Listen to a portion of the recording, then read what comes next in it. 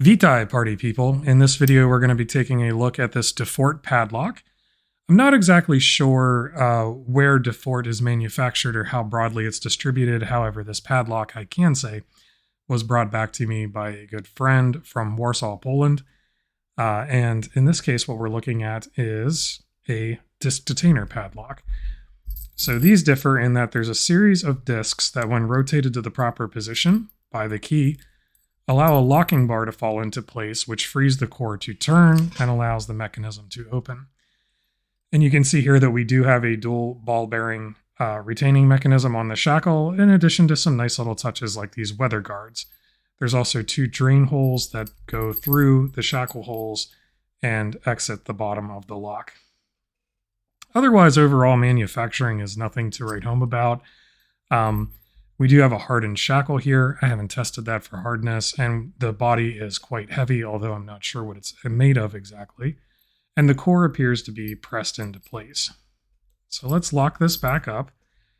And with that out of the way, take a look at what it takes to open this up. And to pick this, I'm going to be using the pick that lockpicking lawyer Bosnian Bill and Sparrows made.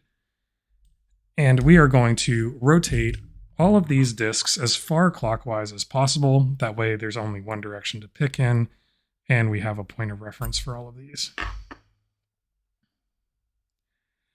So I'll position this to get tension on that first disc.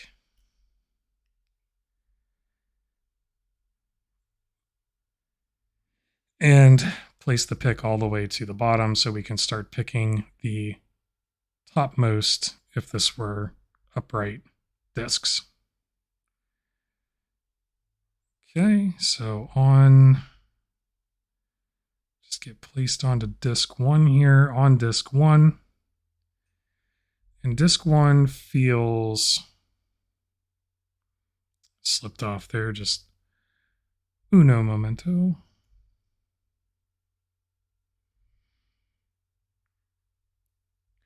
Okay, on disc 1 does feel pretty well set. If I rotate it clockwise, I can kind of feel the core.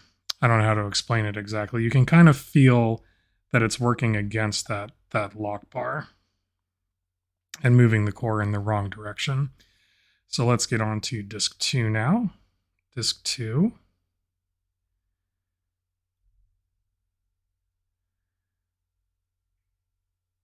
Same thing, disc 2 feels set. So on to disc 3.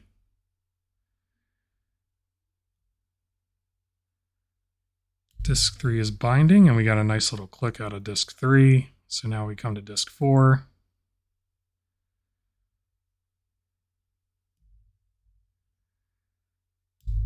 And another nice click out of disc 4. Disc 5. Disc 5 is binding and immediately clicked, and I felt a little bit of movement on the core there. So coming to disc 6. I think I lost my position. Here we go, disc 6. Disc 6 does appear to be binding, but it also might be set, so I'm going to leave that alone for the time being. And disc 7.